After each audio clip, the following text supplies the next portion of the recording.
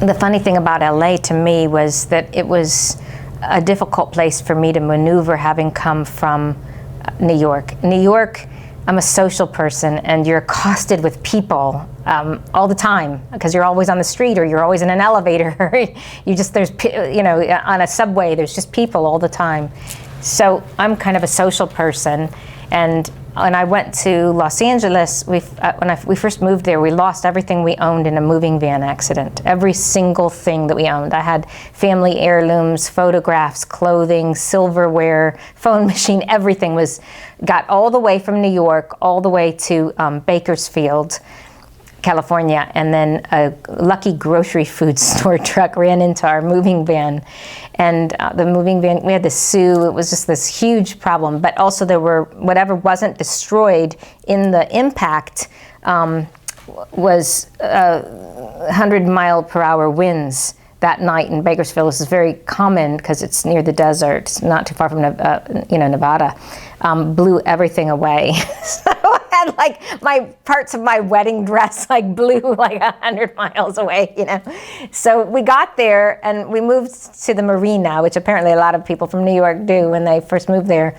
And it was a nice area, beautiful, because you could walk by the beach and the marina, but it's very isolating because people are always in their cars. And it's kind of a transient place, very few people are from there. So it's kind of a hard place to meet. People say, oh, we'll get together for dinner, and then you never see them again.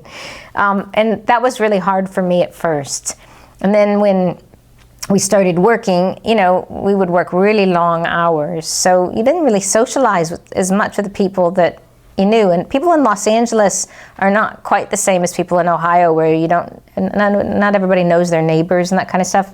So I found it kind of an isolating place at first, and I kind of got my groove once I started having children, really. We were married a long time before we finally had our Amelia, but that's when I really found some pretty close friends, because there's something unifying about a baby, even if my baby was raised on the set. Chappelle had a pilot. He had many pilots. He had a series a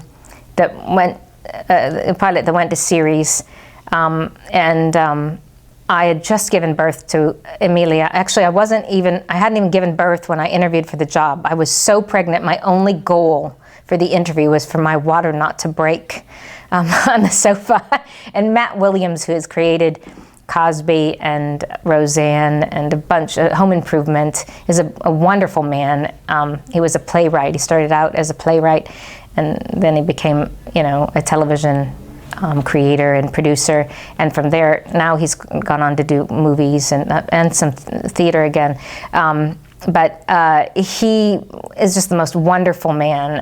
And he got together a staff, and he hired me, and I gave birth the next day, and he wanted me to start right away. And I was all hormonal. I mean, right after you have a child, you cry at Cheese Whiz commercials, So he said that I could bring my daughter to work with me.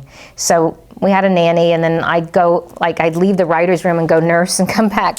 And so she was literally raised on the set. And so wonderful writers like Bill Freiberger and Walter Allen Bennett, were used to just passing her around the writer's room. And then from there we went to a show called Ellen. Ellen had a sitcom.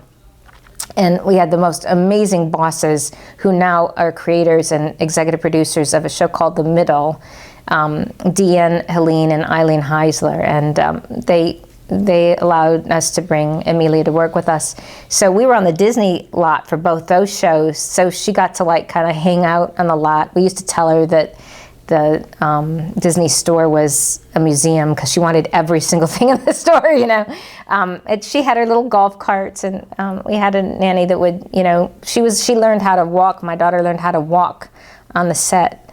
The writer's assistants who would use water cooler bottles and teach her how to walk in between things. So, and a baby is like a puppy, it just humanizes everything. So no matter how stressed your work situation is, if there's a 6-month-old blowing kisses at you, it just kind of makes everybody happy and equal, and it's a distressor. And it was good for her too, because it really, you know, she had like 100 people like cheer at her first step. I mean, it really socialized her. So she grew up in a very social environment, really.